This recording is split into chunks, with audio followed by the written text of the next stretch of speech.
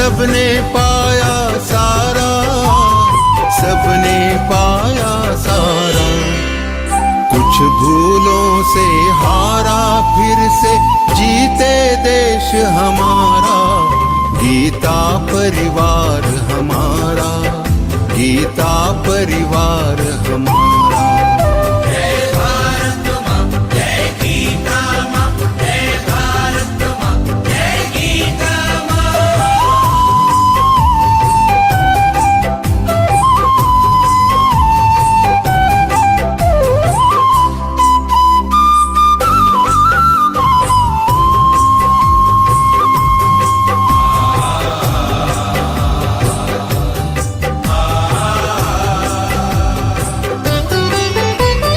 त्यागशील सेवा व्रतधारी, युवा जगे पुरुषार्थी।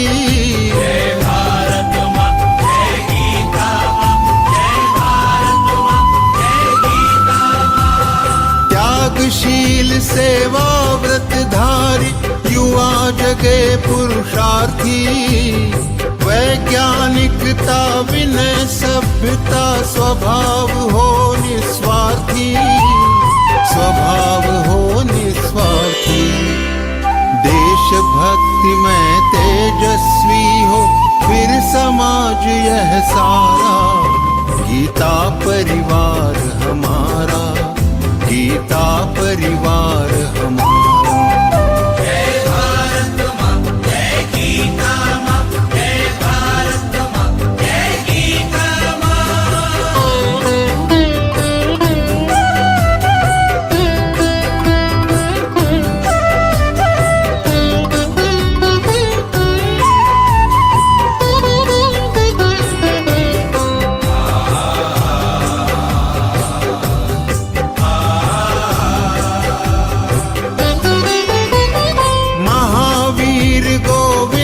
शिवाजी बुद्ध गगन के तारे। जय भारत माँ, जय गीता माँ, जय भारत माँ, जय गीता माँ। महावीर गोविंद शिवाजी बुद्ध गगन के तारे। परंपरा की पुण्य चेतना, पुर में हम सब धारे, पुर में हम सब धारे। बाल हृदय में उसे जगाकर, जगे देश यह सारा। गीता परिवार हमारा, गीता परिवार हमारा। जय भारत माँ, जय गीता माँ, जय भारत माँ, जय गीता माँ।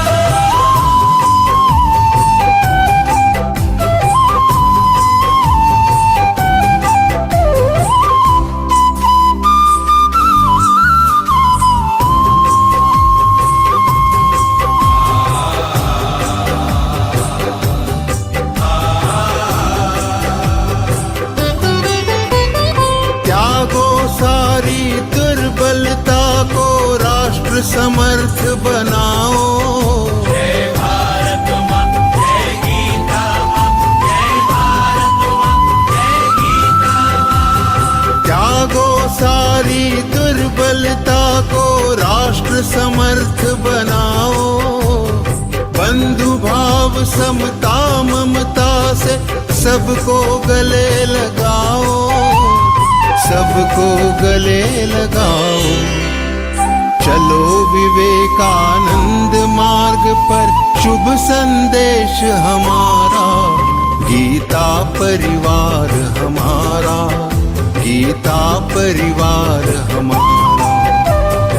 ईश्वर भक्ति भाव से बहती संस्कारों की धारा।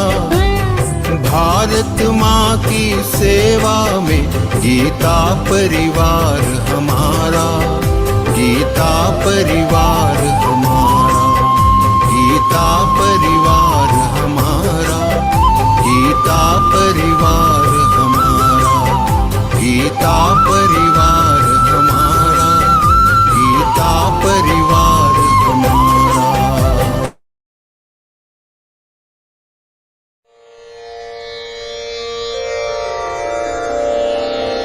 राम राम जय राजा राम। राम राम जय राजा राम।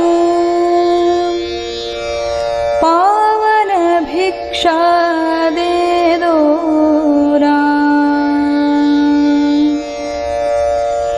कोमलवाणी दे दो राम। निर्मल करणी दे दो राम। कोमलवाणी दे दो राम।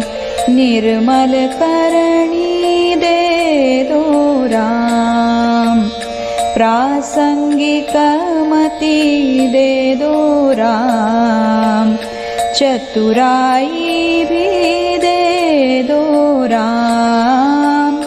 राम राम जय राजा राम। पावन भिक्षा दे दो राम। राम राम जय राजा राम। पावन भिक्षा दे दो राम। हितकारक जो दे दो राम। जन सुखकारक दे दो राम। इंगितज्ञता दे दो राम। बहुजन मैत्री दे दो राम। राम राम जय राजा राम। पावन भिक्षा दे दो राम। विद्या वैभव दे दो राम। उदासीनता दे दो राम। अयाचना व्रत दे दो राम। मैं न जानू वह दे दो राम। राम राम जय राजा राम। पावन भिक्षा दे दो राम। प्यार तुम्हारा दे दो राम। दास कहे मोहे दो श्री राम। संगीत गायन दे दो राम। गान मधुरता दे दो राम। राम राम जय राजा राम। पावन भिक्षा दे दो राम। सावधानता दे दो राम। ज्ञान कंठगत दे दो राम। दास कहे हे सद्गुण धाम। उत्तम गुण मोहे दे दो राम। राम राम जय राजा राम। पावन भिक्षा दे दो राम। पावन भिक्षा दे दो राम। दीन दयालो दे दो राम। अभेद भक्ति दे दो राम। आत्मनिवेदन दे दो राम। राम राम जय राजा राम। पावन भिक्षा दे दो राम। तन्मयता मोहे दे दो राम। अर्थारोहण दे दो राम। सज्जन संगति दे दो राम। अलिप्तता मुहे दे दो राम। राम राम जय राजा राम। पावन भिक्षा दे दो राम। ब्रह्मानुभव दे दो राम। अनन्य सेवा दे दो राम। पूर्ण समर्पण दे दो राम। दास कहे मुहे दे दो राम। राम राम जय राजा राम। पावन भिक्षा दे दो राम। राम राम जय राजा राम। पावन भिक्षा दे दो राम। पावन भिक्षा दे दो राम। पावन भिक्षा दे दो राम।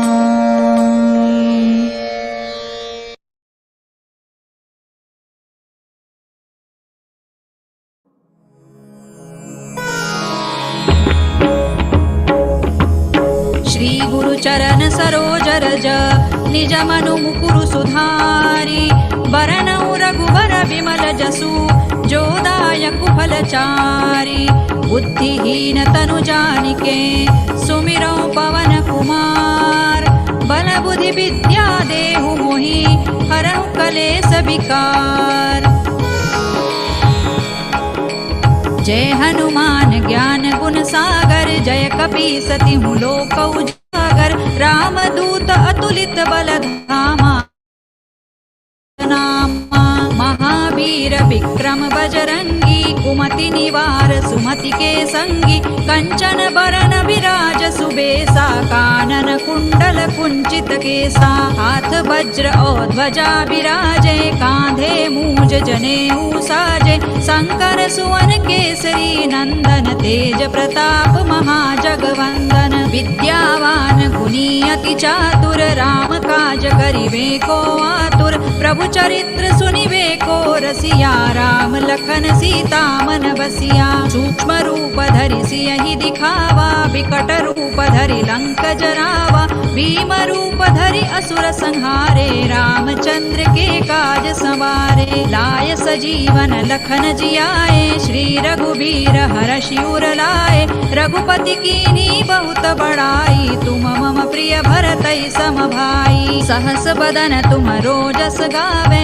अस कहि श्रीपति कंठ लगावे। सनकादिक ब्रह्मादि मुनीसा। नारद सारद सहित अहिसा। जम कुबेर दिक्पाल जहाते। कवि कोविद कहि सकै कहाते। तुम उपकार सुग्रीवहि कीन्हा। राम मिलाय राजपद दीन्हा। तुम्हरो मंत्र विभीषण माना। लंकेश्वर भय सब जग जाना। जुग सहस्र जो जन पर भानु। लील्यो ताहि मधुर फल जानू। प्रभु मुद्रिका मेलि मुख माहि। जलधि लांघि गए अचरज नाही। दुर्गम काज जगत के जेते। सुगम अनुग्रह तुम्हरे तेते। राम दुआरे तुम रखवारे। होत न आज्ञा बिनु पैसारे। सब सुख लहै तुम्हारी सरना। तुम रक्षक काहू को डरना। आपन तेज सम्हारो आपे। तीनों लोक हांकते कांपे। भूत पिशाच निकट नहीं आवे। महावीर जब नाम सुनावे। नासै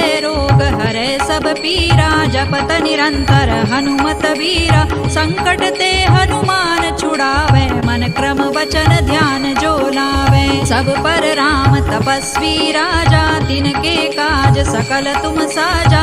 और मनोरथ जो कोई लावे। सोई अमित जीवन फल पावे। चारों जुग पर ताप तुम्हारा है। प्रसिद्ध जगत उजियारा। साधु संत के तुम रखवारे। असुर निकंदन राम दुलारे। अष्ट सिद्धि नौ निधि के दाता। असवर दीन जानकी माता, राम रसायन तुम्हारे पासा, सदा रहो रघुपति के दासा। तुम्हारे भजन राम को पावे, जन्म जन्म के दुख बिसरावे। अंत काल रघुबर पुर जाई, जहाँ जन्म हरि भक्त कहाई। और देवता चित्तन धरई, हनुमत से सर्व सुख करई। संकट कटे मिटे सब पीरा, जो सुमिरे हनुमत बलबीरा। जय जय जय हनुमान गोसाई, कृपा करहु गुरुदेव की नाई।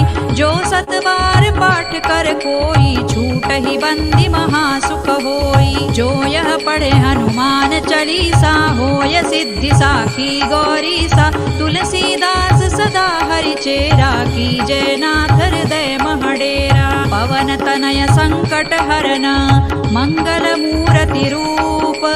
राम लखन सीता सहित, हृदय बसहु सुर भूप। सियावर रामचंद्र की जय, पवन सुत हनुमान की जय। उमापति महादेव की जय।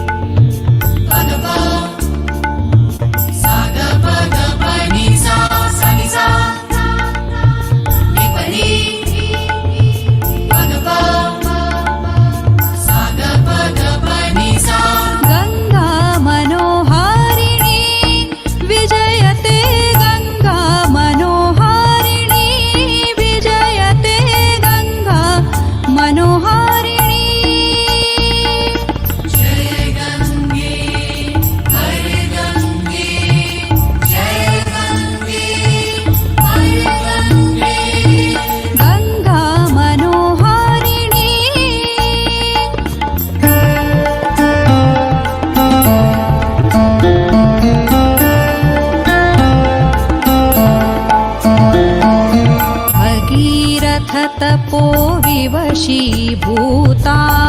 सुरलोकादपि धरणिमागता रसातलमपि त्वरितमुपेता मुक्तिदेवता त्रिपथगामिनी गंगा मनोहारिणी विजयते गंगा मनोहारिणी।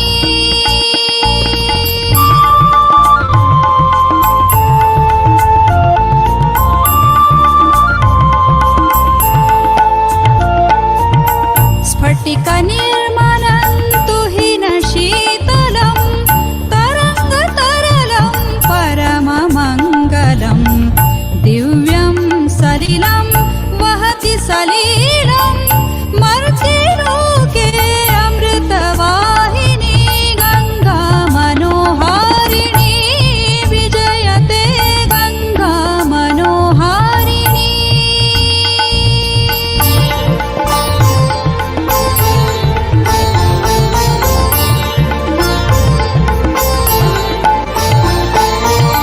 शत शत संगम तीर्थ पावनी अगणित मंदिर शिखर शालिनी स्तोत्र मंत्र संगीत गायनी ऋषि मुनि सुर गण मोददायिनी गंगा मनोहारिणी विजयते गंगा मनोहारिणी।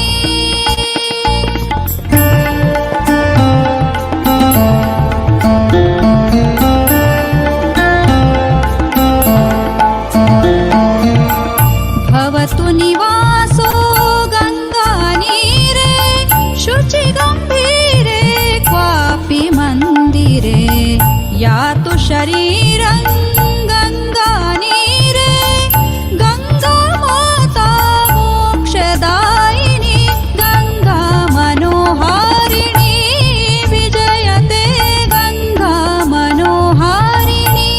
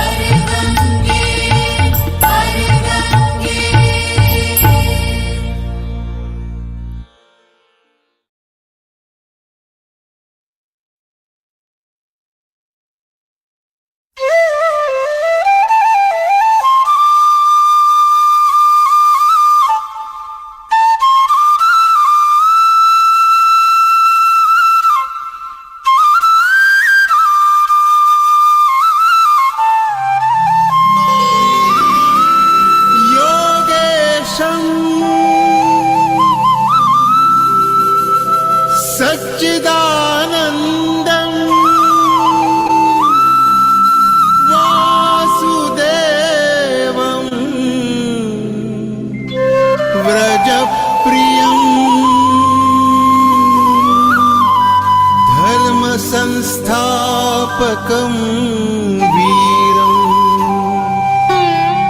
कृष्णं वन्दे जगद्गुरुम्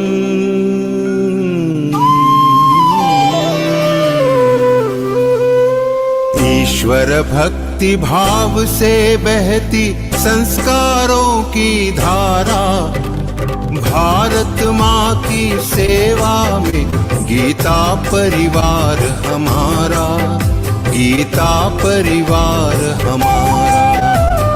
ईश्वर भक्ति भाव से बहती संस्कारों की धारा, भारत माँ की सेवा में गीता परिवार हमारा, गीता परिवार हमारा।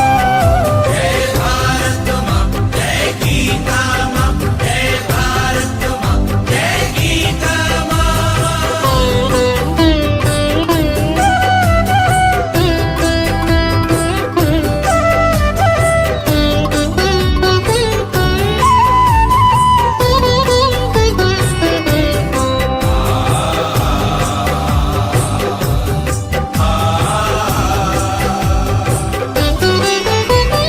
भारतीय संस्कृति का वैभव जग में सबसे न्यारा। जय भारत माँ, जय गीता माँ, जय भारत माँ, जय गीता माँ। भारतीय संस्कृति का वैभव जग में सबसे न्यारा।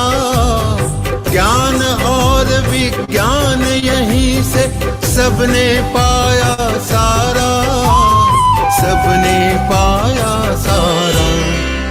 कुछ भूलों से हारा फिर से जीते देश हमारा, गीता परिवार हमारा, गीता परिवार हमारा। जय भारत माँ, जय Gita. Jai Sri Krishna. Jai Sri Krishna to everyone.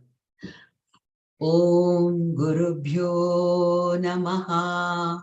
Let me bow down to all my gurus.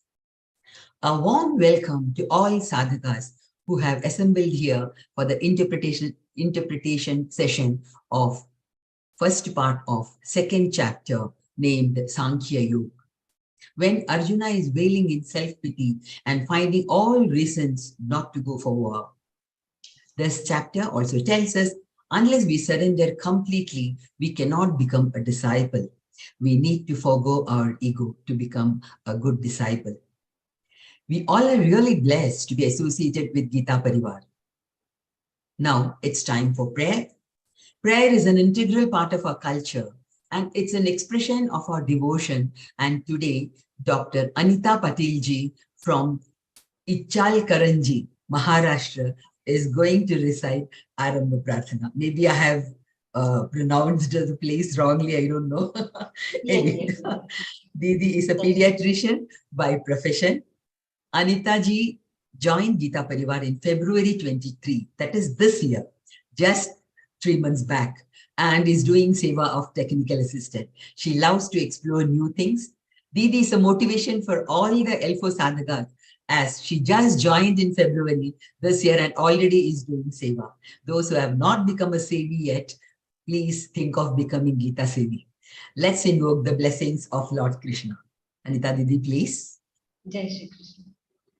Vasudeva Sutang Devam Kamsachanuramardanam Devaki Paramanandam Krishna Vande Jagadgurum Shri Krishna Vande Jagadgurum.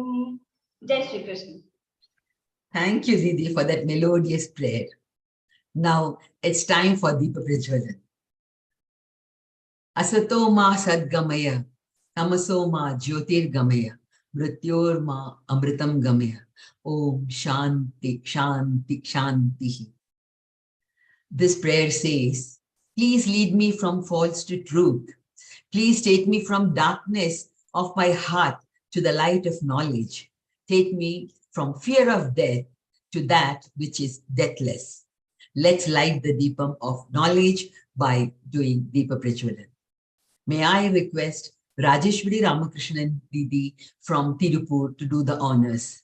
Didi is a homemaker and is a postgraduate. She was a teacher in CBSE school and loves to sing classical as well as devotional songs. Rajeshwari ji has completed L4 and is doing seva as technical assistant and co-trainer too. Didi, please.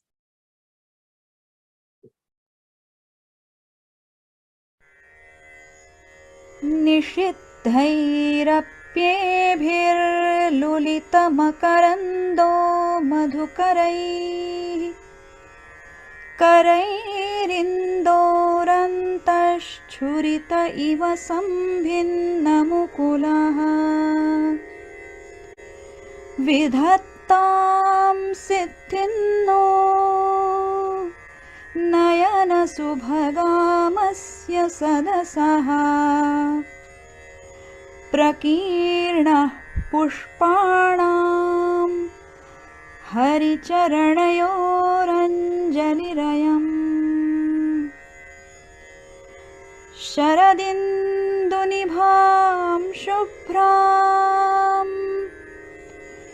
शुभ्रवस्त्रैरलङ्कृताम् कलहंसकृतावासां वरदां Sharada नुमः वरदां Sharada नुमः.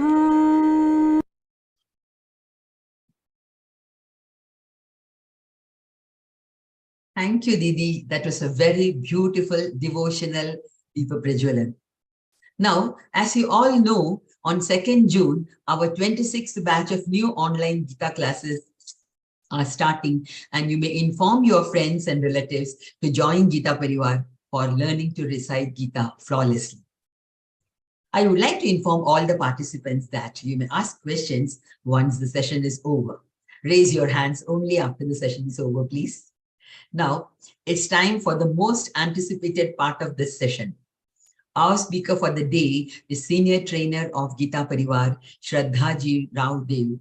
She is a native of Nagpur and now residing in Hyderabad.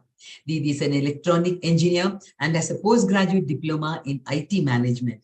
She has been associated with Geeta Parivar Nagpur and joined as a co-trainer in online Geeta classes since August 2020. Didi is in various teams in Geeta Parivar and is an L4 trainer too. Over to you, Didi. Thank you so much, Mala Didi. That was a beautiful prayer and a beautiful deep Prajwalan to start the session. I wholeheartedly welcome all of you to this interpretation session. Jai Shri Krishna. Let's begin with a prarthana. Guru Brahma, Guru Vishnu, Guru Devo Maheshwaraha, Guru Sakshat Parabrahma, Tasmai Shri Gurave Namaha. Krishnaya Vasudevaya, Haraye Paramatmane, Pranatah Kleshanashaya, Govindaya Namo Namaha. Parthaya Pratibodhitam Bhagavatam Narayanina Swayam, Vyasena Kratitam Purana Munina Madhye Mahabharatam, Advaitam Ratavarshinim Bhagavatim Ashtadashaധ്യായിനീം Amba Tvamanusandarami Bhagavadgīte Bhavatveshini.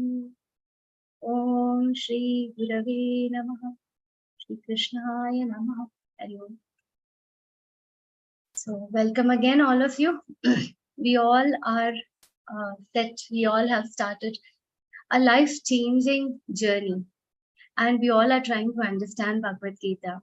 We have been on this, we are on the pious land, the Pavitra Kurukshetra, Pavitra land of Kurukshetra, where there are two armies, the Pandava clan and the Kaurava clan. The two armies are facing each other, and it is the time for a war. There's no time to think. And in middle of this mighty war, the Pandavas, with all the might that they could collect, they have gathered a big, huge army and are now facing the Kauravas. For a very noble cause, they are going ahead with this war. The Pandavas are mighty, and Arjun is there, one of the most significant warriors of the Pandava camp. And at the onset, Arjun is full of enthusiasm. He has the zeal to win over all the sinful Kauravas. He is full of zeal. He blew the conch shell, Shankhanath. He has also done, he has blown the conch with Sri Krishna, along with all the other mighty warriors. And he has instructed Sri Krishna with full confidence. Sri Krishna was a charioteer to Arjun. And with full confidence, with full enthusiasm, Arjun has said to Sri Krishna, Senayor madhye ratham sthapaya mechyuta. Take my chariot in the middle of the two armies. Let me see who all have come to have a war with me. Let me see the two armies. Yavat deta niriksheham yotu kamanavastitan. Kairmaya sahayotthavyam asmin rana samudyame. In this battlefield, let me see who all have come to have a war with me, who have come to fight with me. Let me see. Yotyamananam veksheham ya etetra samagataha. All those who have gathered over here, I want to inspect them. I want to inspect the two armies. Who can go ahead with some inspection? One who is confident, somebody who has the confidence of handling something will go for inspection, isn't it? The inspectors and all, if they're not confident of being able to handle the situation, will they go ahead and inspect anything? No. So he's confident. Yotsamanana veksheham ya etetra samagataha dhartarashtrasya durbuddhe yuddhe priyachikirshavaha. These people who are Yuddhe Priya Chikirshavaha, they are keen to have a war with me. There's a battle, they are keen to have a fight with me. And Dharta Rashtrasya Durbuddhe, he was convinced that though they are my brothers, Dharta Rashtrasya, the sons of the Rashtra are Durbuddhi. They have an evil intent. So I have to have a war with them. I have to fight and do the rightful justice in this war. He was confident, but when he was in the middle, what happened? When he saw his own relatives, what happened? He completely broke down. All of a sudden, the love for his relatives, for his brothers, overcame the entire enthusiasm. His entire wisdom was clouded by misery due to affection for the loved ones, misery due to the fear of losing the loved ones. The misery was not only of this, but misery of doing some sin by killing such great people, because Bhishma Pitama, Dronacharya, all great other warriors. Now when there is a battle, it's not going to affect just one side of the army, it's going to affect both sides of the army. We don't know what's going to happen, and in that case he's confused, he's fearing whether am I committing a sin by making so many people lose their lives? He is so worried. He completely forgot the entire purpose of the war and broke down. Now we have to see here who has broken down. Arjun. Arjun was greatest warrior of that time. If we look at a little bit history, Arjun has fought wars on the side of the gods. He has helped gods win some wars. He's mightily fought, and the same set of enemies also he has fought multiple times and won the wars. He is one of the greatest warrior of those times, and his situation has become so miserable. His hands are trembling. His entire body is trembling. Nandi mama gatrani mukhai cha parishishyati. His mouth is dried. Vepatushcha sharire me roma harshascha jayate. Gandivam, so many times his favorite bow and arrow. This is Dhanush is falling down. He's not able to even hold his own Dhanush. Gandivam samsrate hastat tvakchaiva paridahyate. See what effect this entire fear is having on him. His skin is burning, his mouth is dry, his bow and arrow is falling down. Na chashaknoma vasthatun pramati vachame manaha. My mind is completely distracted. I don't see any purpose in this war. He has told Sri Krishna in the first chapter. See, here we have to understand one very important thing. What happens when the mind becomes weak? If a person see everything, if one's mind becomes weak, no matter how mighty you are, no matter how skilled you are, no matter how great you are, none of your skills will come to any use if you become weak. Once your mind becomes fragile, your entire body is going to break down. See, strong people, strong body is not going to ensure the success until your mind is strong. The strength of the body is there, obviously, in the physical body, but the greatest strength, no matter how strong your body is, the greatest strength that your body is going to derive it's going to derive it from the mind. So we have to ensure that what remains strong throughout, in all types of times, what has to be strong is our mind. Arjun had Sri Krishna on his side to pull him out of his grief. And what if we fall in this type of situation? For Arjun was lucky. He has done some great karma that he has got the company of Sri Krishna. See, this is also one thing that Arjun is fearing. In the first chapter, when he is explaining why he doesn't want to give the gift, why his entire sorrow is Vishad, Yog. He was doing Vishad, he was having grief, he was in a state of sorrow. But why did his sorrow become Yog? Because his grief was out of fear that some sin, adharma, might happen from him.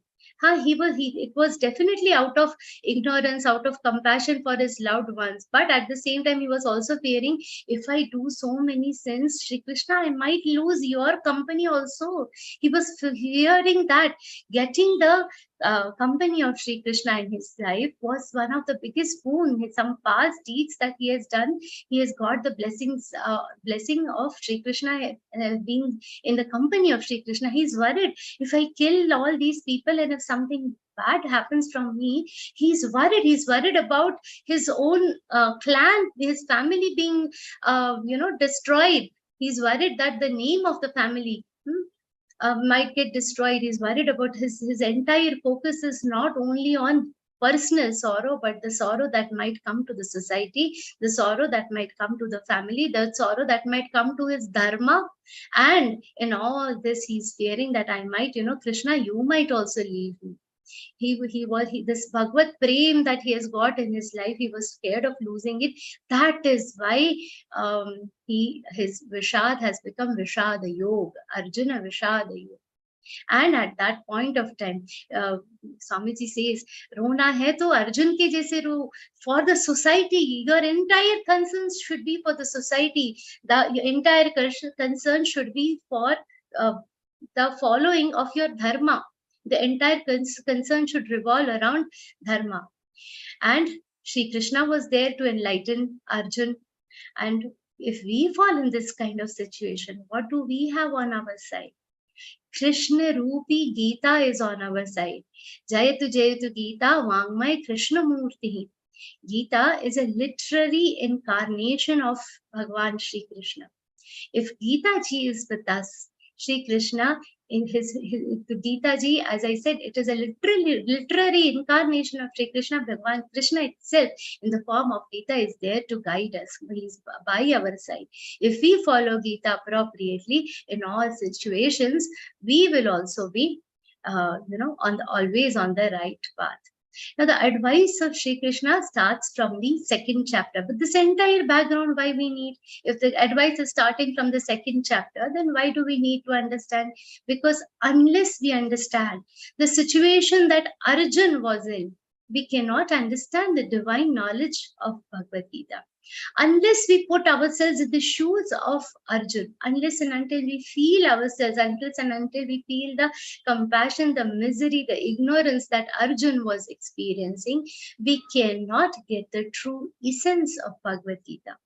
On that note, let us see what the second chapter has got to offer us. Sanjaya Uvacha Tan Tatha Kripayavishtam Ashrupurnakulekshanam Vishidantamidau Vakyam Uvacha Madhusudanaham. We all know that Sanjay has been narrating this entire happenings on Kurukshetra to Dhritarashtra.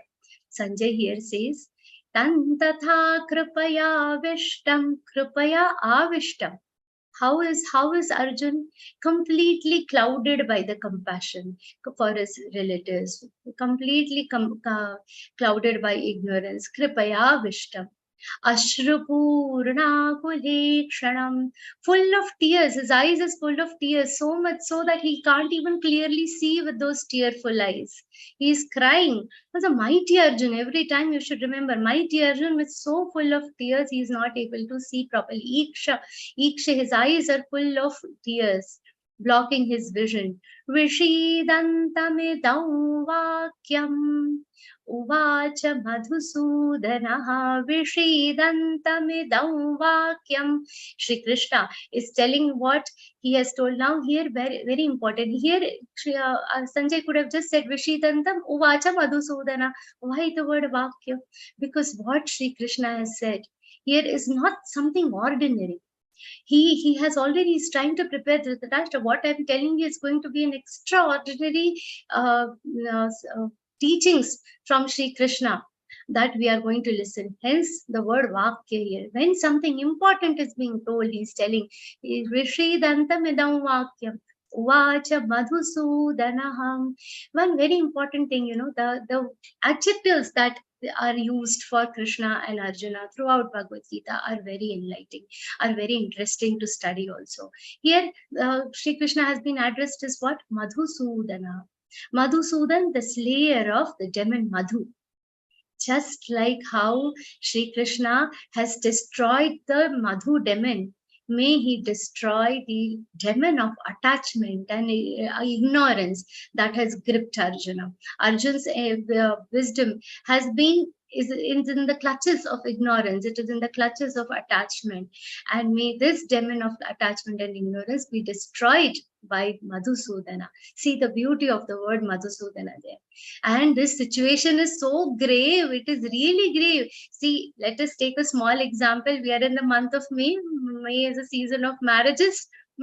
Now in these marriages, if all the guests have come, everything is ready, the stage is ready, everything is set for the marriage, the guests have started coming, and all of a sudden your caterer says, sorry boss, I cannot cook today.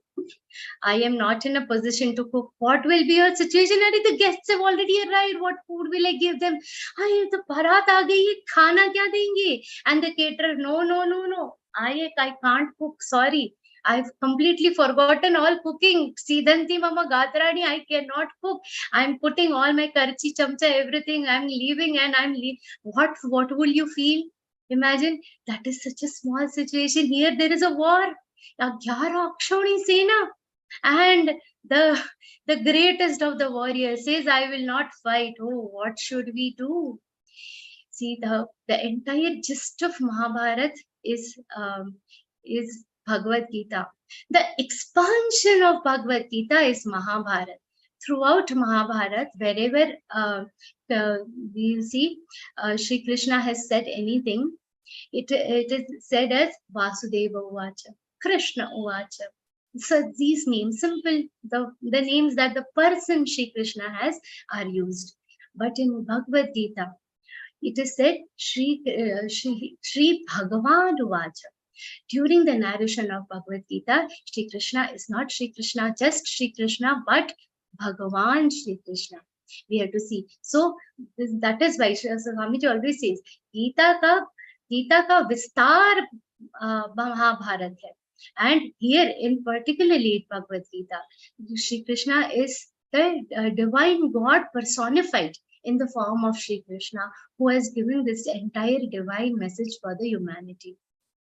So first shloka by Shri Krishna in Bhagavad Gita comes here. Shri Bhagavan Uvacha Kutasva Kashmalamidam Vishame Samupastitam Anarya Jushtamasvargyam Akirtikaram Arjunam. What will you do? What will you say to that caterer who has just refused to cook in the marriage? Arey, all the guests have come. What happened to your buddhi? Have you got mad? That's what you will end up saying. Similarly, Shri Krishna has also here started little bit. He is, what has gone wrong? Kutastva kashmalamidam vishame samupasitam. At this visham time, in this grave situation, where has this thing come to you? Further, aklaibhyamma smagam partha naitatvayupapadyate kshrudram hridaya daurbalyam tyakvotishta parantapa. Both the shlokas, let's see together. Two shlokas said by Shri Krishna. There are four things that Shri Krishna has said to Arjun here. First, he has said, Kutastva kashmalamidam vishame samupastitam. In this grave situation, from where has this thing come to you? From where is your buddhi, not working? What has gone wrong with you? And there are four adjectives he has used after that. Anarya Jushtam Aswaryam, Anarya Jushtam, Aswaryam, and Akirtikaram. Akirtikara. And the fourth adjective is in the third shloka, Klaipyam. Four things he has said, important, the four things he has said to Arjun. Anarya Jushta Maswaryam. Anarya Jushta. What does this word Anarya Jushta means? Arya. Arya means the people who are great people, whose behavior is appropriately as it is mentioned in Shastras, who follow all the rules mentioned in our Veda Shastras accurately. Those people are Arya. Now see, what have we been taught in our history? That Aryas were some people living near Paris, the white people living near Paris, came to India and taught us how to live. We all were Junglis, tribal people, India, and they taught us. All this is being taught to us in our history, in the current history books. But this Geeta is 5,000 years old. 5,000 years back, Shri Krishna has used this word Anarya. Very much in Kurukshetra, very much in India. So Aryas were Indians. Aryas are our Sanatanis who were living their lives as per Shastras. See how blinded how much conscious effort has been put into blinding us. This is the proof. Aryas were very much in India 5,000 years back also. The people who were best in their behavior, who were living the best kind of life possible, were existing. And Shri Krishna is saying Anarya Jushta, Anarya, opposite of Arya. Arya is the one who is living their life as per the scriptures, as per our Shastras. But Anarya is the one Anarya Jushtam is the one, what is the kind of activity that is practiced by unworthy people. People who are not, living a worthy life, who are doing wrong things in your life. Your behavior is like Anarya Jushtam, is like an unworthy person. That is how you are behaving at the moment. And Aswarga, Swarga Prapti is the ultimate day of normal, people with, mediocre intellect. We feel, what do we want after death? Swarga. That is the why Swarga you will get only if you do good deeds. So something Aswarga means that is not even going to lead you to heaven. These actions that you are doing, Arjun, these are not even going to take you to heaven. And Akirtikara. See, this caterer, if he's not going to serve food, what are you going to do? Somehow you manage the situation, and this fellow is bad. Don't ever go. You'll ensure that everybody you knows that this fellow. You will go ahead and take extra effort to defame that person. What will, if Arjun is allowed to go back from the war? Wow, this fellow came with full zest. Shanka bajaya bhagya. Blew the conch, saw the Sena and ran away. Is that going to be a Kirtikar? Is that going to be something appropriate for the fame that you have acquired so far? It is a Kirtikar, opposite of, Kirti, opposite of praise, opposite of the fame that you will only get disgraced by this behavior. And Klaivyam, don't be impotent, don't behave like an impotent. Now here, see, this word impotent, it's in between of a masculine trait of valor, where the valor, how should a purushartha, what is purushartha, what is expected, what is the expected purushartha from a warrior?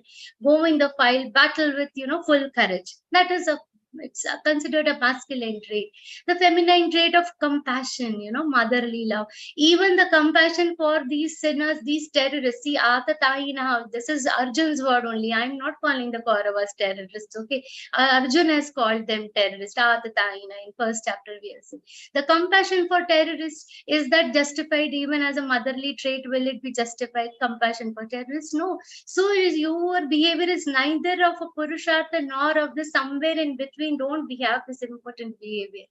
This does not suit you, Arjun. Klaibyam masmadam partha. Naitat vayupapadyate. It is not appropriate for you. It is not correct for you. Kshrudram hridaya daurvalyan tyaktvottishta parantapa. Kshrudram hridaya daurvalyan. Kshrudra here, see, very important in your pronunciation classes. Teachers will be telling you it is Ksha Kshatriya ka, not Sha Shaljam ka, okay? Kshudram, your pronunciation should be important for, when verses like this prove it's not Shudra, but Kshudra. Kshudram hridaya daurvalyan tyaktvottishta parantapa. Leave this weakness, this how your heart is becoming weak, this weakness of your mind, just leave it. Tyaktvo, discard it and get up and fight. What will you say? Please, to the caterer, leave everything, just get up and start cooking, get up and hold your sword, get up. Arjun, you start the war. Now this shloka, this particular shloka, Klaibyamma smagam partha naitatvayupapadyate kshatram hridaya daurvalyan tyaktvottishta parantapa. This is one of the most favorite shloka of Swami Vivekananda. Swami Vivekananda has given a lot of importance to this shloka because this is the verse that awakens the consciousness within a person. It will awaken the confidence. The moment this is said, little bit at least Arjun was shaken. Oh, he's not liking what I'm saying. Sometimes a person becomes very weak from heart and loses the strength within. Because of the weakness, he becomes totally incapable of utilizing his own skills. The era in which Swami Vivekananda ji was, that time the society was like that. Okay, we are being ruled. We are okay with everything. Our dharma is being, abused. Everything was happening. We were called an Arya. In all this, what was required, that the awakening was required. Awakening of the society was required. Many times, this is very important. So Swamiji thought this is what our youth should do: awaken and leave the impotence and awaken and do what is rightfully right for the society. See which shlokas are favorite for which people. That is a very important, very interesting thing to study also. Jnaneshwar Maharaj's favorite shlok, he says, Yatra Yogeshwara Upatha. These different things, very beautiful analysis. We can go there in different types of literature we'll find. And very nicely, this awakening is required. The awakening is very important here. In this shloka, Swami Vivekananda has very rightly pointed out the fact of awakening in this, and the example of this you will see even just 700-800 years back, when Shivaji Maharaj and Sambhaji Maharaj, you know how great rulers they were. Shivaji Maharaj was one of the greatest warrior of his times. Even till now, I think he's one of the greatest warrior we've known so far. He was the greatest ruler. He was the greatest leader. And his son Sambhaji Maharaj, equally mighty. When they both were fighting against the Mughal Empire, they led a very big awakening drive. They awakened the entire society. So much so that even after the death of Shivaji Maharaj and Sambhaji, Aurangzeb continued to struggle for 25 years in Maharashtra. Even after Shivaji Maharaj had died, Sambhaji Maharaj fought. After he was killed, every citizen had become a king by then. Nobody said, oh, why our Neta is not there, our Maharaj is not there, and they will leave. No. Not like Indian cricket team, that Tendulkar is out, the entire cricket team, they will anyway start getting out one by one. No. By that time, the kind of society they built up was an awakened society. For 25 years after that also, Aurangzeb kept fighting till he finally got his grave here only in Maharashtra. But he could not capture, because by that time each citizen had become Shivaji, each citizen had become king. So when you stand firmly if you stand firmly in a situation of crisis, the crisis will get destroyed and you will win. This is a very important shlok from that perspective. So we should face the crisis and we should have the awakening within us. While we never lose our confidence, our conscience should never become weak. And where will our minds get its strength from? Śrīmad-Bhagavadgītā, from the shlokas of Śrīmad-Bhagavadgītā. If our mind is becoming fickle, which tonic we should give? The tonic of Śrīmad-Bhagavadgītā shlokas. Now, after this was said by Arjun, by Shri Krishna, Arjun realized, oh, I'm going wrong somewhere. He has already told so much now, but he realizes something I've done wrong, but let me put forward my points again. Arjuna uvacha katham bhishmamaham sankhye dronaincha madhusudana ishubhih pratiyotsami pujarha varisudanam. Here, Shri Krishna, this is a very justified point. Arjuna is saying, okay, this Dhritarashtra's son, one day, how can I use my weapons against Bhishma Pitama, against Dronacharya?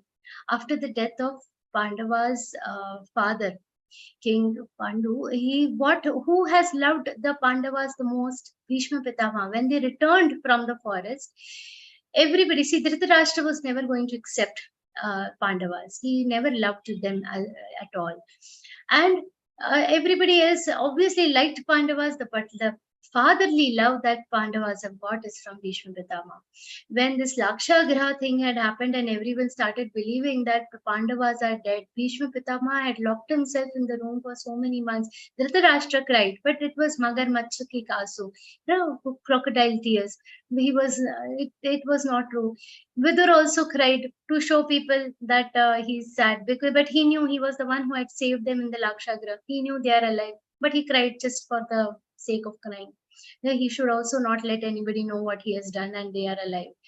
But Bhishma Pitama was the only one who was actually grieving from the bottom of the heart, because Kunti and his favorite Pandavas, he knew Pandavas are the bright future of his clan.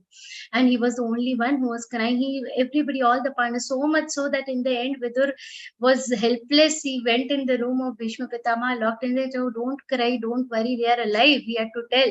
And then Bhishma Pitama was relieved and the entire story was revealed to Bhishma Pitama. This much love he had for Pandavas. Obviously, the Pandavas also loved Bhishma Pitama so much.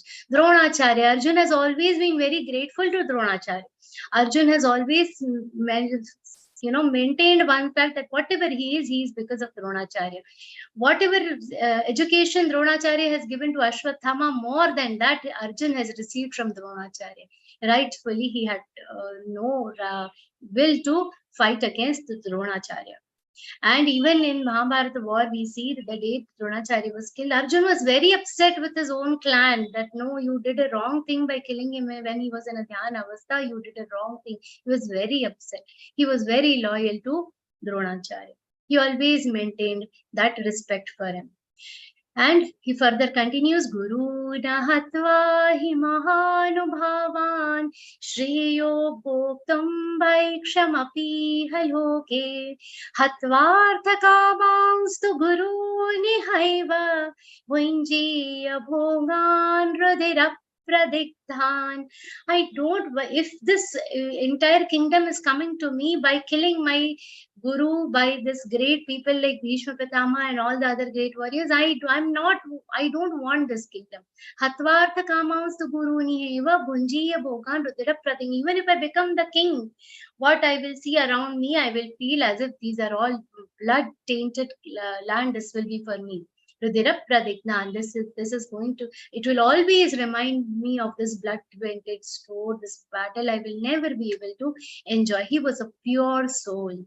Nachaitat vitmakataranno gariyo yadva jayema yadivano jayeyuhu yanev hatva na jijivashamastevastatav pramukhe dhartarashtra.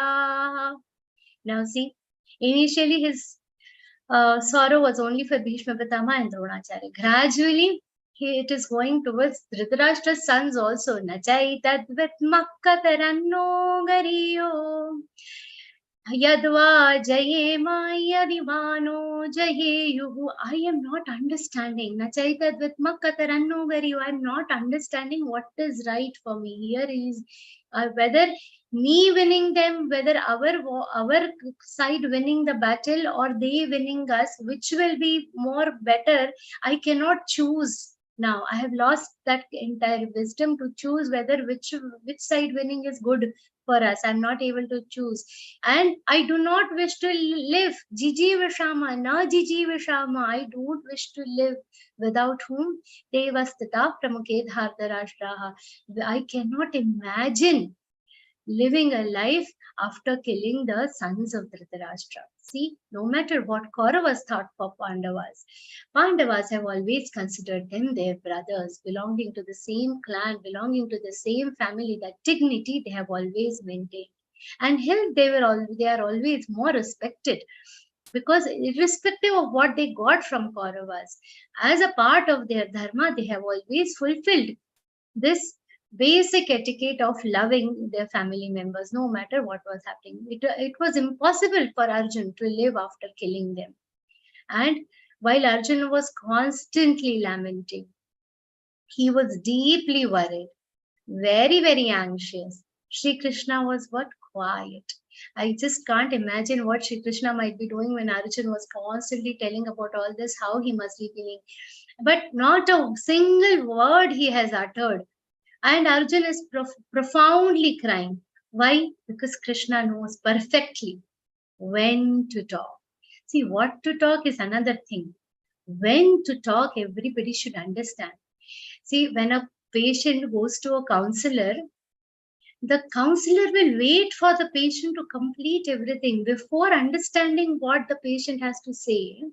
They will not give their own advice, isn't it? They should not, right? That's how it is. Shri Krishna is first, okay, let him finish, let him complete his lament, and then we will see. We have to learn this from Krishna, when to talk, how to talk. Krishnam Vande Jagadgurum, everything we have to learn from Shri Krishna. While Arjun was crying his heart out, a beautiful shloka originated from his speech. This shloka is so beautiful. This shloka is the key to Śrīmad-Bhagavadgītā. This is a very important shlok, the one that is upcoming. It is a very important shlok that each sadhak should not only understand but inculcate, imbibe it in your heart. The state of our heart when we are trying to understand Bhagavad Gita is the state that has been described in the next shloka. Karpanya dosho pahatasvabhava prachhamitvan dharma sammudha cheta yachreyasya nishchitam bruhi tanme shishyasteham shadiman tvam prapannam. Extremely beautiful shloka. Now here we are, Sri Krishna first time is being told that I am not understanding something. The first step of trying to know anything, we should all understand, is acknowledging that we don't know it. To attain any great knowledge, any type of great knowledge, what is the first step? The first step is the knowledge of our ignorance. When we are on the step to attain some great knowledge, the first step is knowing that we are ignorant about the subject. When we approach our teachers, our guru, or anybody from whom we are trying to learn something, the first thing is we should be blank. A kora kagaj. We cannot, if a paper is already filled, fully scribbled, no place to write, can you write anything new on it? Will you be able to put any thoughts on it? No, the paper has to be blank. Even if little bit here and there something is written and you try to draw a beautiful picture on it, your drawing is not going to be beautiful, isn't it? So the paper has to be blank so that you can write new things on it. The person should be blank so that he can learn new things from his teacher. And that is the situation which has happened in this particular shloka. To understand this shloka properly, we have to understand the difference between Arjun of the first chapter and the Arjun on the second chapter. In the first chapter, how was Arjun? He was completely ignorant. But not knowing that he is ignorant, he is giving big pravachan. This will happen, Karpanya, this, all this will happen. Not understanding that he himself is being ignorant. He believes what he is thinking is correct. He is justifying his own belief. Nowadays, people are there, no, we did our best. How people end up justifying everything. This we see in our daily life also. Everything, every belief he is justifying, and he has made whom? Krishna has his own audience. Now Krishna is Krishnam Vande Jagat Guru. He is a Jagat Guru. And what Arjun has done in the first chapter, he has made Krishna his audience. And he's continuously talking in front of him. This is how, what happens, sometimes when people meet big teachers, big lecturers, and they'll start telling, even I studied this subject. Now some Sanskrit teachers have faced this experience, and the great Sanskrit Pandits are there, and people will, oh, even in my 9th standard I've done Sanskrit, in 10th standard we have learned Sanskrit. With that little knowledge, but we have to go and mention it everywhere that this we have learned, this we have learned, this we have learned. We are never able to leave that ego. And at that point of time, we have to just think how the teacher must be enjoying the ignorance. Wow, very nice. Krishna is enjoying the ignorance of Arjun. Nice. Okay. He is shokagrasta, he is mohagrasta, but till now, mohagrasta, he is clouded by ignorance, he is clouded by compassion, everything, but till now he has not sought any guidance from Sri Krishna. But the Arjun in the second chapter, how he is blank. Innocently blank. Here he is believing he doesn't know anything. And what is he asking? What is beneficial for me? Here he is accepting the first step that I told, that accepting that you are ignorant, accepting that you don't know. Prachamitvan dharma sammuda cheta. He is admitting that I have become dharma sammuda cheta. My mind doesn't know what is correct dharma for me. I don't know. Now I'm confused. He has admitted.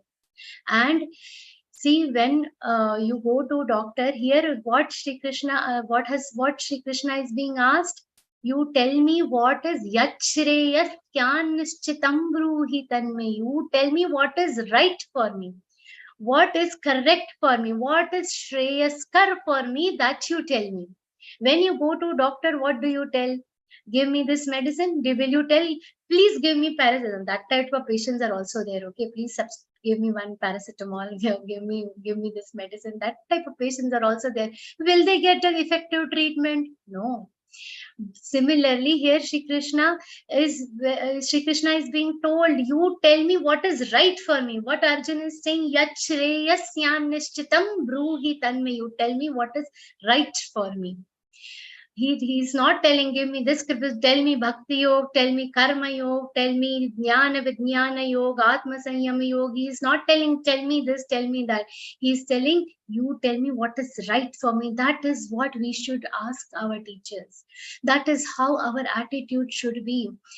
And only when somebody asks for knowledge, it should be given. See, if somebody is hungry, you know they are hungry, give them food before they ask. If somebody needs water, you know they are thirsty, give them water before they ask. When a patient is to be cured, give them treatment, give them the right medicines before they ask. But knowledge should not be given unless it is being asked for. Help anybody. Don't wait to help anybody in need. Immediately, any worldly help, it can be given without being asked for. But the divine knowledge should not be given unless until it is asked for. Some of you might have read the Atharvashesha. Edam Atharvashesha Mashishyaya Nadeyam. There also in Atharvashesha it is said, Edam Atharvashesham Ashishyaya. The one who is not a Shishya. What is the meaning of this word Shishya? Very important two categories. Shishya, the one who accepts the discipline of the teacher. Whatever you are telling, I'll follow your rules, and a complete devotion for the teacher. These are the two important characteristics of a Shishya. So do not give it to a Shishya. The knowledge should be given to whom? The divine knowledge should be given to the one who seeks the knowledge, who prays for the knowledge, and how he is completely free from ego.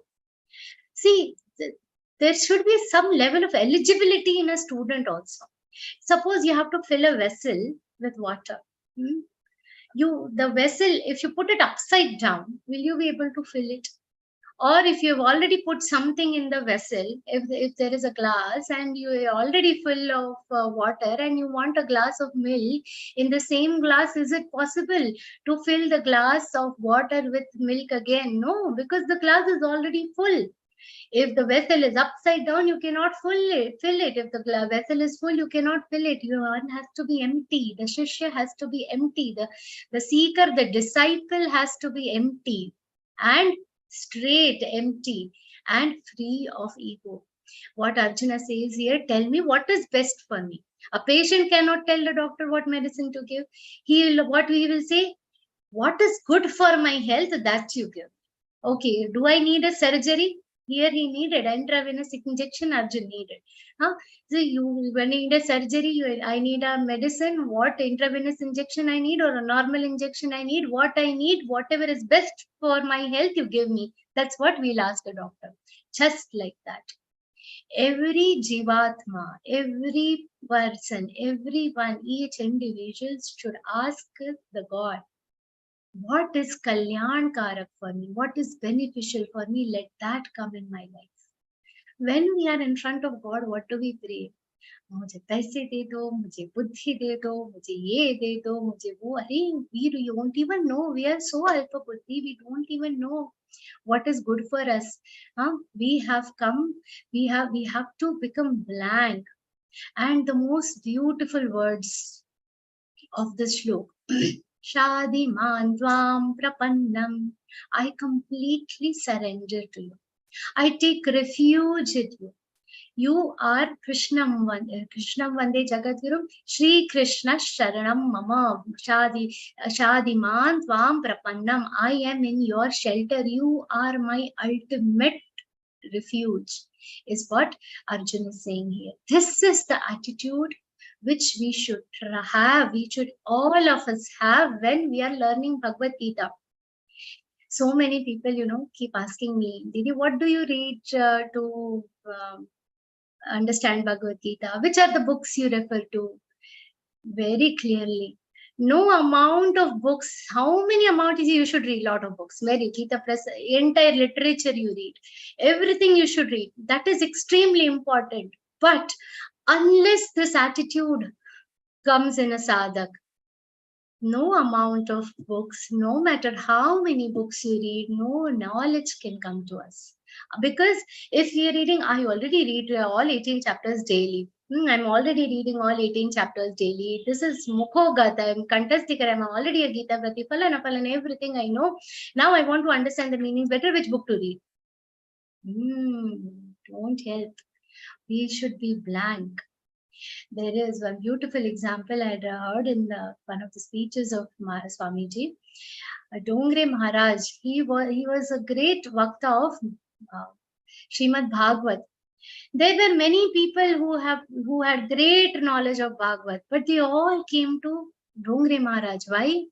Because the knowledge that he had was different. He was so devoted to Sri Hari. He was so devoted that the depth of his with the depth of his devotion, the depth of the knowledge has increased so much. This is all you will experience when we go complete blank. This attitude is very important. With this particular shloka, the bhav, the emotion of this shloka, if it percolates in your mind, if you trickles down in your brain, if it trickles down in your mind, you will start understanding Bhagavad Gita. Otherwise, no amount of books you read will be sufficient. But we should keep reading the books. Okay, then don't go and tell Didi told not to read. Read as much as you can. But with this emotion, try to understand Bhagavad Gita. Nahi prapashyami mamapanutyad yachchokamuchoshanamindriyanam avapyamuma vasapatnamritam rajyam suranam api chadipatyam. Arjun is further describing his utterly miserable state, that no amount of solace can come to me. I don't see any purpose in this war. I don't see anything that can soothe my sorrow. Nothing can soothe my sorrow. My senses are so completely drowned in the sorrow. And even if I get the best of the kingdoms, avapya bhuma vasapatna mritam, unrivaled, a kingdom which is unrivaled. Hastinapur kingdom was a very samriddha kingdom, was a prosperous kingdom. Even if I get a kingdom like that, a prosperous kingdom which has no rivals, no enemies, if I get a kingdom of that sort also, still I will not get any peace. Rajam suranam api chadipatyam. Forget about the samriddha kingdom on this earth. Even if I get the kingdom of the gods, I will have no solace. Even if I become the king of all the gods, if I get the adhipatya, if I get the kingship, lordship of gods, there will be no peace to me. Shri Krishna, he's telling Shri Krishna. See, this peace that we have to attain, this one beautiful thing, he's seeing no end to his sorrow. And how that sorrow can be ended? Only from what Shri Krishna can help. And how Shri Krishna will help? When will Shri Krishna help? He will open the doors of the knowledge only when the Shishyatva, the discipleship, is the complete surrender is happening from Arjuna. See, the gates of temple will open for wealthy people at any time. Give money, they'll open the gates of the temple for wealthy people at any time. But the gates to the heart of God, they will open only for a real devotee. Only the real devotee will reach that depth. Only the one whose mind is free from all sorts of ego. That person will reach the heart of the God. And then Sanjaya Uvacha Eva Muktva Rishikesham Gudakesha Parantapa Nayotseti Govindam Muktva Tushnim Babhuvaha. This entire narration is going on. At this point, what has happened to Arjuna? He has completely surrendered to Shri Krishna. And after describing this complete state of surrender to Dhritarashtra, Sanjay is telling what has happened. He has already declared Na Yotsya, whom he has told, oh, Govinda, Na Yotsya, not going to have a war. Who has said to whom? Gudakesha has said to Rishikesha. Again, I would like to reiterate, the adjectives that are used for Shri Krishna and Arjuna are mesmerizing. Who is Rishikesha? Rishikesha is the one who has complete master of all his senses. Rishik is Indriya, our senses, and the Isha, the Swami, the God of all the senses is Rishikesha.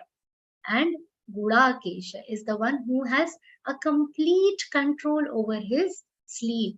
So even when he was studying, even he could take naps even while riding the horses. That kind of mastery he had over sleep. Not like us, 3 o'clock afternoon sleep. No, Arjun was Gudakesha. Complete control of sleep he had. The one who has completely controlled his sleep is seeking advice from somebody who is in complete control of his senses.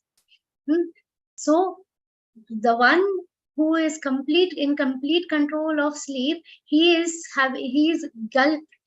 gripped by what? The sleep, the sleep of moha. He's in the clutches of moha nidra, I would say. Moha nidra is the sleep of greed, sleep of ignorance. And who can come out, who can pull him out of that moha nidra? Rishikesha, because he is the Swami, he is the god of all the senses. So beautiful, beautiful rachana of the shlokas. So beautifully these shlokas are framed. Evam uktva rishikesham gudakeshav parantapanayotseti govindam uktva tu Śrīmad-Bhagavadgītā. He said that, and he went and sat behind in the chariot. He went and sat down. And Tamuvacha, what Sanjay is continuing the description of what Shri Krishna did next. Tamuvacha rishikesha prahasannava bharata senayor madhye vishidantamidau vachaham. And no matter what happens, keep smiling. That is Bhagavad Gita. Happen what may, keep smiling. That is Bhagavad Gita. Krishna smiled here. What Shri Krishna did? Tamuvacha Rishikesha. After seeing all that, Shri Krishna, he smiled. Can we smile in this kind of situation? Just that caterer refusing, try to smile when the caterer refuses to cook in your marriages. But what Shri Krishna is depicting here, no matter how bad the situation, your smile should not go down. Why? Because we are Ansh of the Paramananda. We are small fraction of Paramananda. Shri Krishna's smile is a reflection of he being that Paramananda Paramatma. This Swamiji says a very beautiful thing. It really touches the heart. Swamiji says this seed of entire Bhagavad Gita's Bhashya is in that smile of Shri Krishna. This entire the Gita Bhashya, you imagine if it is a big tree, the seed that is growing, out of which that tree has grown, is the smile of Shri Krishna. So beautifully he puts it. And then after that small beautiful smile, he continues with his Upadesh of his suggestions, his teachings for Arjuna. Shri Bhagavan Uvacha Ashochanan Vashochastvam Pradnyavanauscha Bhashase Gatasuna Gatasunscha Nanushochanti Pandita. You, Arjun, you are talking like a Pandit. Pradnya Vadanscha Bhashase, you are talking like a very wise person. You are saying great things. But what you are doing? Ashochanan Vashochastam. You are crying for something that doesn't deserve to be cried about. You are crying for something which is not supposed to be cried on. Gata Suna Gata Sunscha. Something that should not be lamented about. Agata Sunscha. Something, see, in life, what we are living in a world, everything is continuously changing. Now you know that it is going to change. You know it is not stable. Then something that is going to stay, there is nothing to lament about. Something that is going to go anyways, you know it is going to go away. It is going to get lost. Then there is nothing to cry about, isn't it? So when you know, suppose you have boarded a train, you meet some people, you know they are going to deboard and you are not going to be together till the eternal joint. What is there to cry? Gata suna gata sunscha nanushochanti panditaha. There are some certain characteristics of Pandit, and there are some characteristics of Murkha people also. This is in Ramdas Swami has mentioned this, in that the one who laments on certain things is one of the characteristics of the Murkha people also. So Shri Krishna is telling, you're talking like a Pandit, but behaving like this. You're talking Prajnavadansha, you're talking big things, like a knowledge enabled person, you're doing Prajnavad. You're giving big lecture about what is correct, what is dharma, and you're crying about this. These two are contradicting things. That knowledge, a Pandit will never cry for that. The basic characteristic of Pandit is only that they will not lament on something which is bound to get lost, which is bound to get changed. And they will obviously, there is nothing to lament about something that is not changing. So you are showing two contradictory behavior. Natvevahain jatunasan natvanne me janadhipaha न चैव न भविष्यामः सर्वे वयमतः परम्. Very important, Shri Krishna is starting to tell something about ourselves. Natvevahain jatuna sannatvanne me janadhipaha न चैव न भविष्यामः सर्वे वयमतः परम्. We are in a battlefield. We are seeing lot of janadhipa. Janadhipa means the kings. There are so many kings, rulers over here. You are seeing all of them, but now you are seeing them in this current form. There was no time on this earth when they were not there. There was no time when these kings have not existed. There is no time when these kings are not going to exist. Even in future, na chaiva na bhavishyama, even in future, there is going to be no time when they are going to be extinct. So they were always there, they are still there, and in future also they are going to be there. Sarve vayamata param. So what is it? How is it possible? They were there, they are still there, and they are not going to be there. How is it possible? That we will see in the next session. How is it possible? Because for that, we have to understand who we really are. Who we are, that once we understand, then we'll understand how is it possible that from eternity, till the time started, till the time is going to end, the presence is going to be there. How and why? We'll understand by understanding who we are, who these kings are, so that we will see in the upcoming next session. See, the situation of Arjuna is such, like a forest on fire. Fire is in the forest and everything is burning. And what is happening? What can, cool the fire? It is a good amount of rain can cool the fire. We see this, there are a lot of forest fires. The forest is on fire and only the rain, like that. We all are having some burning issues within us, within our mind. There is something that is, bothering us, that is, keeping our minds heated, occupied. May the, words of Shri Krishna be like that rain which douses the forest fires and calm our souls down. May we all get that experience. With that prayer for each one of us, I conclude this session and offer the entire session in the lotus feet of Swami Govind Dev Giriji Maharaj and Shri Krishna. Om Shri Krishna Arpanamastu. Om Tat Sat. Shri Krishna Hari Om. That was an enlightening session. And Didi, you dealt in detail with your sweet voice, which is music to our ears. I think we could all visualize the scenes you narrated. Thank you, Didi, for your wonderful interpretation. And it's like I'm sitting in a serene place and just hearing your voice. It was wonderful. And yeah, and very simply you have narrated everything. Thank you for that. Yeah. So we would be seeing more of this in coming sessions. Now it's time for question and answers. I request those who want to ask questions to raise their hands and switch on their cameras and wait for their turn. Please make the questions precise so that more questions can be taken. Yeah. So we have, yes.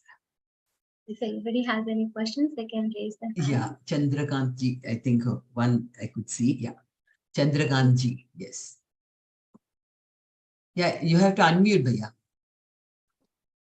Jai Shri Krishna Didi. Jai Shri Krishna, Chandrakant Bhaiya, Pranam. I have got two questions. One is relevant to our topic of discussion, what we had, very nice explanation.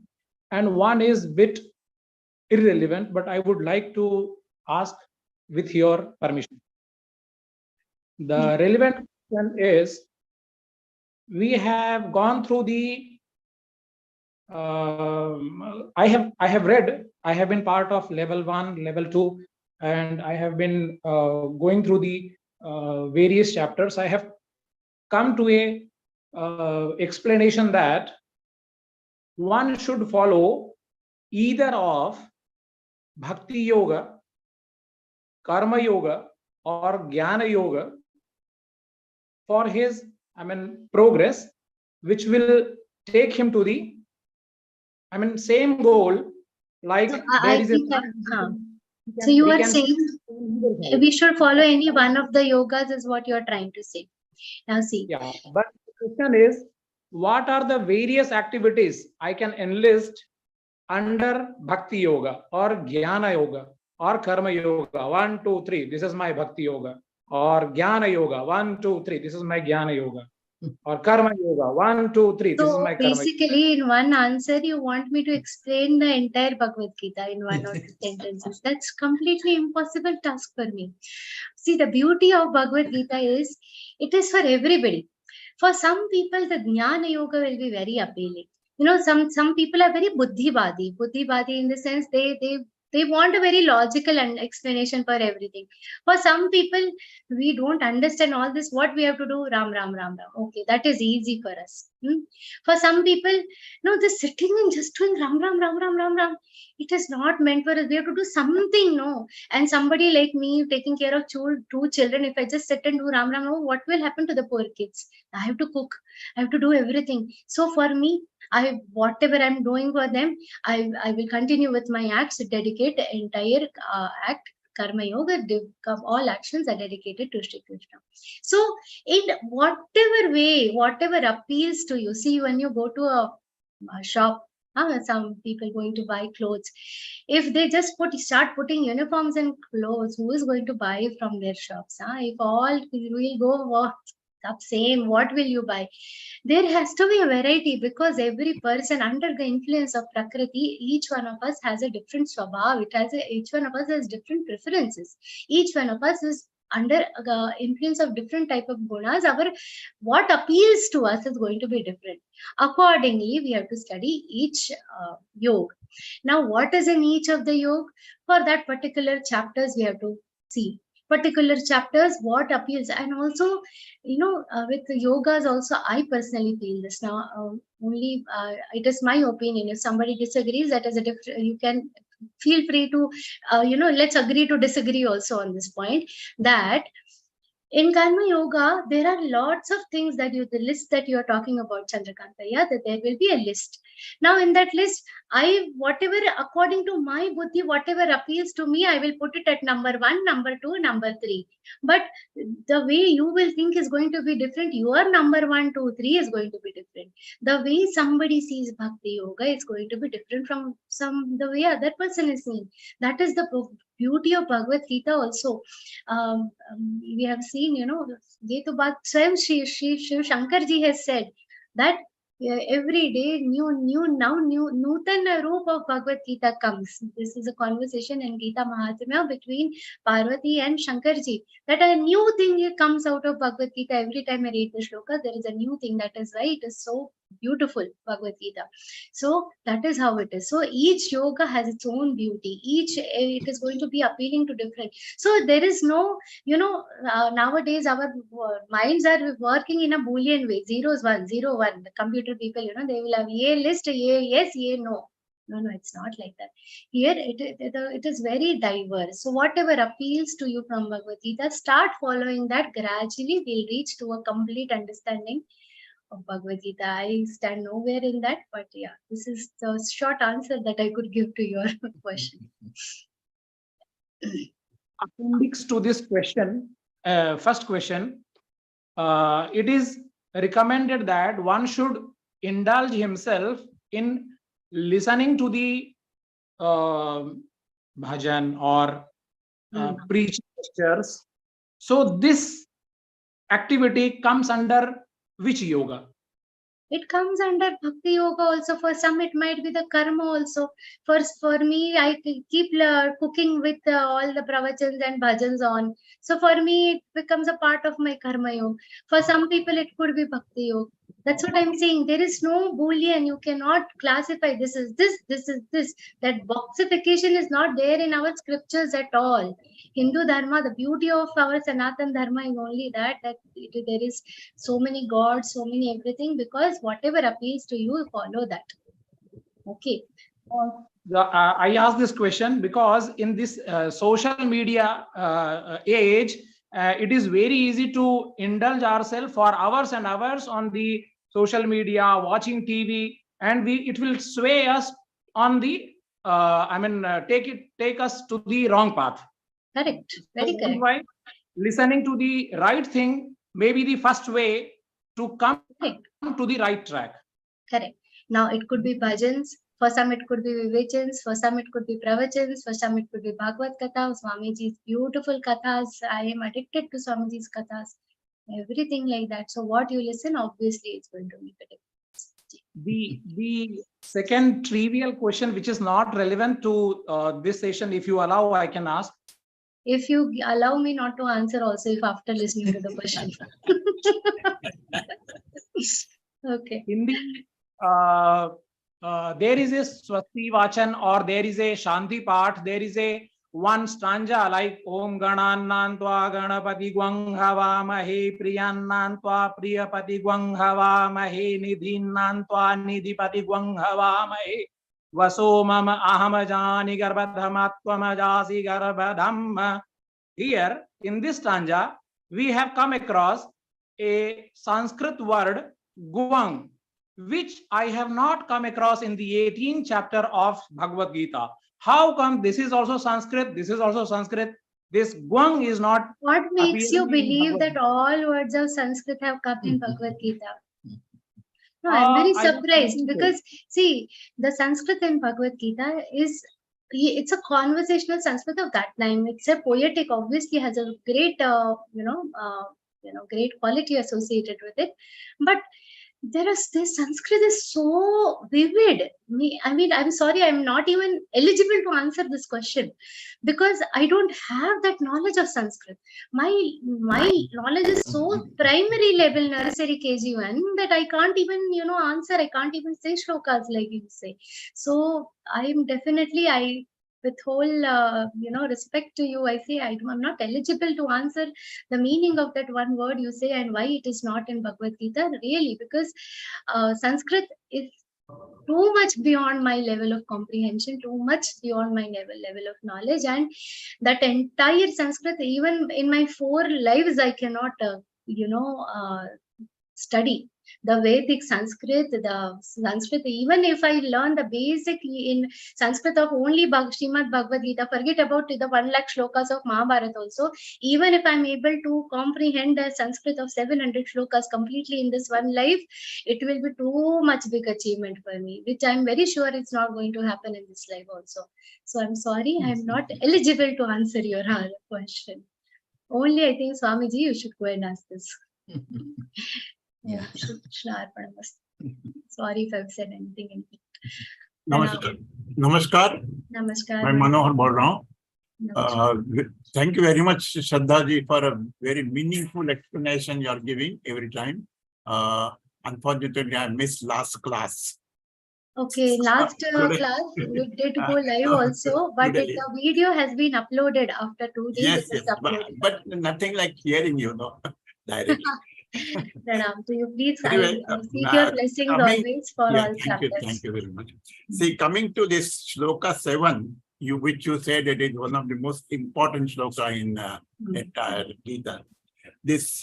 He is talking as Karpanya dosho pahata svabhavaha. He himself is calling himself as Karpanya dosha. Why like that? Karpanya means cowardice. Or in Marathi we call as Vitra, Bhyad. So why Arjun calls himself Bhyad or coward? Because he is not coward. He's okay if he calls the next Dharma Sammuda Cheta is okay. But why he himself is calling as Karpanya Doshopata? See, Karpanya dosho. Or any other meaning is there in that? Yes, there is another meaning to it.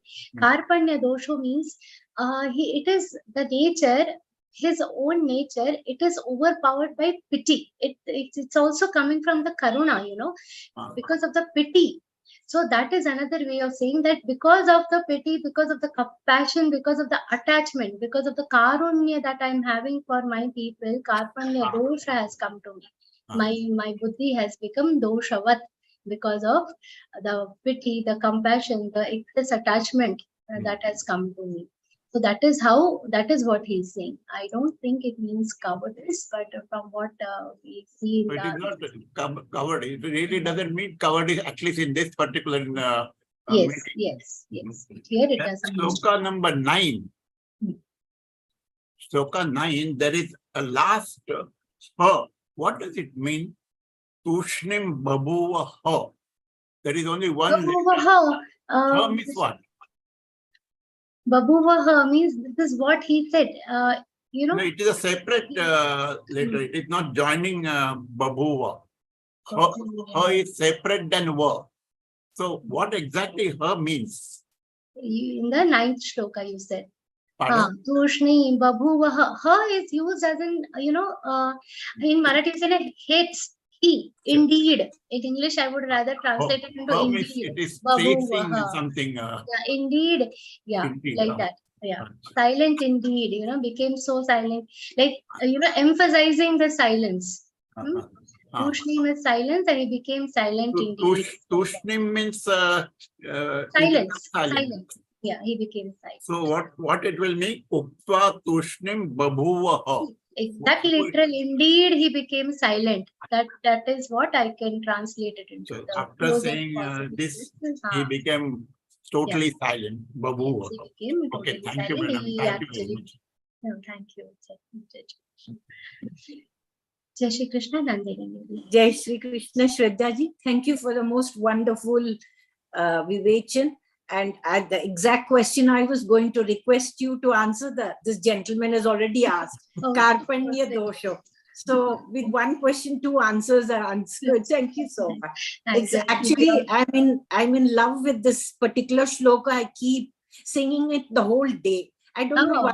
Very beautiful. This Trishtup is so mesmerizing. And I love the shloka and I keep singing it the whole day. And so wonderful, the explanation. Thank you so much. Without your explanation, the question has been answered. Thank you. Thank you so much. Pranam to you. Jai Shri Krishna. Ji Ramesh Bhaiya. Jai Shri Krishna. Pranam. Jai Shri Krishna, Didi. Jai Shri Krishna. I am continuously listening this vivachans for past 3-4 sessions. Very, very nice. But I have today's vivachan, the 12th slok. The first part says, Natvai vahai jatuna san. I think that is about Krishna himself. Because of the time, I actually will again see this. I say, Natvai vahai jatuna san. See, indeed there was no time. Okay. When we were not there. Okay. When we were not there. We means Arjuna and Krishna. Not Arjuna and Krishna, even the kings, Janadipaha. Everything is being said about the Janadipaha because the entire sorrow that Arjuna is having is for these kings and everybody who's. So it is for everybody in the battlefield. It is not only for Arjuna and Krishna. Krishna is not talking about himself here. He is talking about all the Jivatmas present in that Kurukshetra. That there was no time when they were not there. There is no time. Now they are obviously there because because they could see them. And there is in future also there is going to be no time when these people are not going to be there. I had little confusion that it is about Arjuna and Krishna, that we were also not there and we will be existing something. It is about these people, The rulers or the kingdoms, rulers. Okay. Thank you. Thank you very much. Yeah, I think that's it. No more hand raises. Yeah. So we shall conclude the meeting. Yeah. So I extend my heartfelt gratitude to Shraddha Didi for clearing the doubts of our sadhakas. On behalf of Geeta Parivar and myself, I extend sincere thanks to the technical team consisting of Neeta, Aspadji, and all those who have been at the backstage for their relentless and efficient efforts in making the session a great success. May I take this opportunity to thank all those who attended this session. Please do continue your Geeta sadhana and attend these sessions to enrich your spiritual knowledge. I also request all those who are not giving any seva in the parivar to give some seva as per their ability. Please do watch Geeta Sevi program in YouTube to know the various kinds of seva. And yeah, in your class also, you can ask the trainer. They would be readily, they'll be very happy to tell you what you can do, and they'll guide you. So may we all seek the blessings of now. I request Sanjana Purohitji from Miraj to recite Samapan Prathana. Didi is into catering business and Samaj Seva. Didi joined Geeta Parivar in September 22 and is doing Seva as technical assistant. May we all seek the blessings of Shri Krishna. Sanjana Didi, please. जय श्री कृष्ण सभी को। योगेशं सच्चिदानन्दं वासुदेवं व्रजप्रियं धर्मसंस्थापकं वीरं कृष्णं वन्दे जगद्गुरुं श्रीकृष्णं वन्दे जगद्गुरुं। जय Shri Krishna. Thank you, Didi, for that sweet rendition. Now, I request you all to be there for Hanuman Chalisa recital.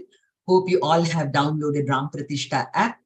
If not, please download from Play Store and enter the counts of Hanuman Chalisa you have recited. I'm asking those who recite Hanuman Chalisa daily. You can hear the Chalisa from the video or audio. The app would update the count automatically. And there are many things, stories, meaning of Hanuman Chalisa, and many things are there in the app. It's a wonderful app. So please do download it. You just need to click OK. The recital can be put in loop so that if it plays until you stop it. May the knowledge, yeah. So we'll have Hanuman Chalisa now.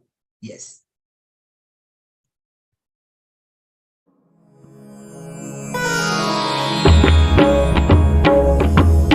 Shri गुरु चरण सरोज रज निज मनु मुकुरु सुधारी बरनउ रघुबर विमल जसु जोदायक फलचारी बुद्धिहीन तनु जानिके सुमिरौ पवन कुमार बल बुद्धि विद्या देहु मोहि हरहु कलेस विकार।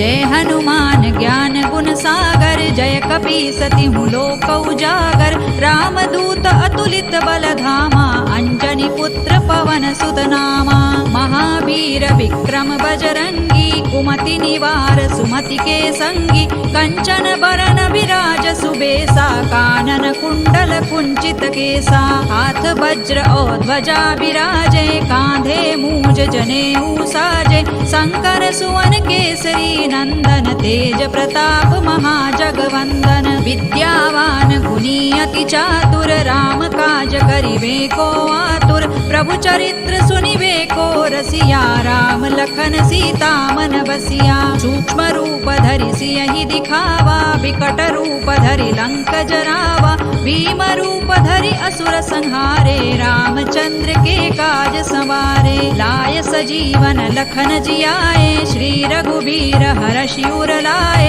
रघुपति कीन्ही बहुत बड़ाई तुम मम प्रिय भरतहि सम भाई सहस बदन तुम रोजस गावे, अस कही श्रीपति कंठ लगावे। सनकादिक ब्रह्मादि मुनीसा, नारद सारद सहित अहिसा। जम कुबेर दिक्पाल जहाँ ते, कवि कोविद कही सकै कहाँ ते।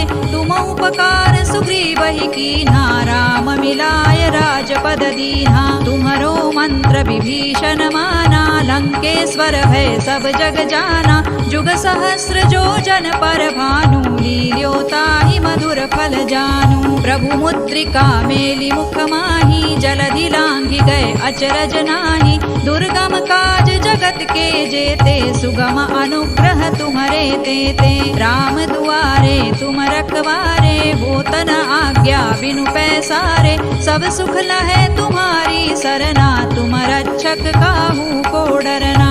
आपन तेज सम्हारो आपे, तीनों लोक हांकते कांपे। भूत पिशाच निकट नहीं आवे, महावीर जब नाम सुनावे। नासै रोग हरै सब पीरा, जपत निरंतर हनुमत वीरा। संकट ते हनुमान छुड़ावे, मन क्रम वचन ध्यान जो लावे। सब पर राम तपस्वी राजा, तिनके काज सकल तुम साजा।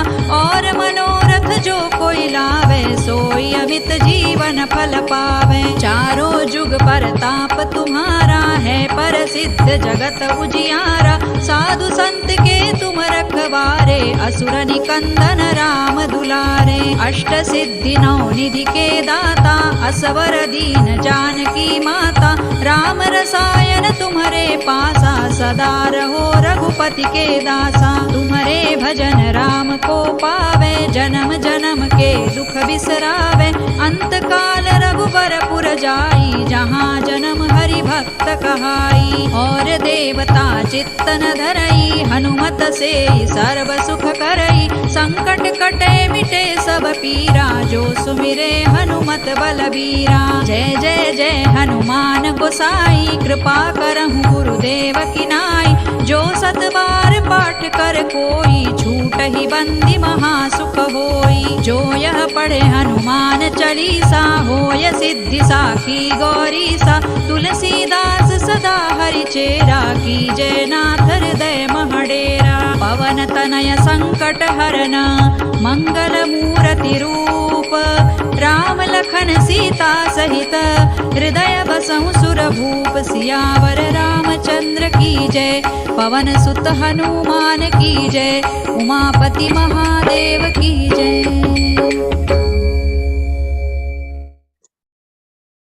Thank you so much for being there and reciting Hanuman Chalisa.